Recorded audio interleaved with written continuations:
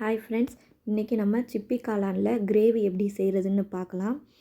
சிப்பி காளான் பார்க்குறதுக்கு அதோட அமைப்பு வந்து சிப்பியை பார்க்குற மாதிரியே இருக்கும்.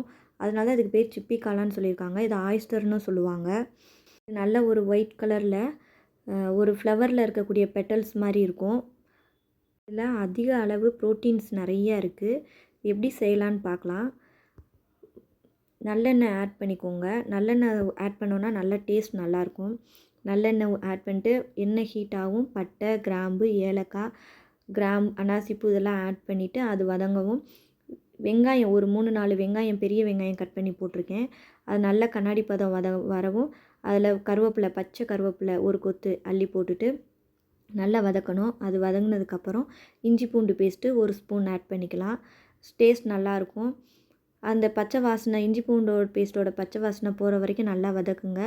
அது வதங்கினதுக்கப்புறம் தக்காளி பழம் 2 தக்காளி பழம் இல்லைன்னா ஒரு பெரிய தக்காளி பழம் கட் பண்ணி போட்டு அந்த தக்காளி பழமும் நல்லா அந்த வெங்காயத்தோடு சேர்ந்து பைண்ட் ஆகிற அளவுக்கு நல்லா வதக்கணும். வதங்கினதுக்கப்புறம் அரை ஸ்பூன் மஞ்சள் தூள் ஆட் பண்ணி நல்லா வதக்கிக்கோங்க. அதுக்கப்புறம் நம்ம குட்டி குட்டியாக நறுக்கி வச்சுருக்க சிப்பி காளான் க்ளீன் பண்ணி நறுக்கி வச்சுருக்கோம். அந்த சிப்பி காளானை அந்த நம்ம வதக்கின வெங்காயம் தக்காளியோடு சேர்த்து ஆட் பண்ணி நல்லா ஒரு 2 தடவை வதக்கிட்டு அதில் சோம்புத்தூள் 1 ஸ்பூன்,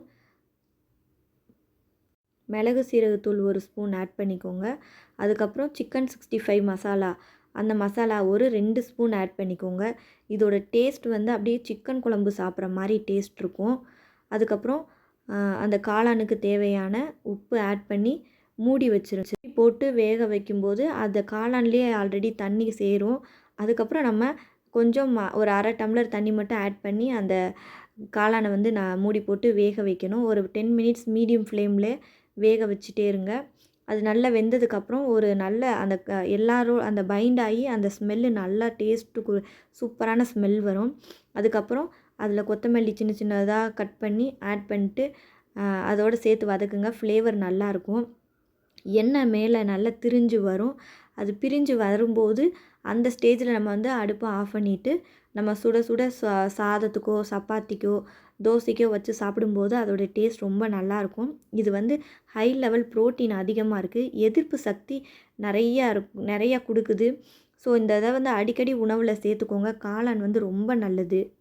இரத்த கொதிப்பு உள்ளவங்க, சர்க்கரை நோயாளி எல்லாருக்குமே இந்த காளான் வந்து கொடுக்கலாம். இந்த வீடியோ பிடிச்சிருந்துச்சுன்னா லைக் பண்ணுங்கள்.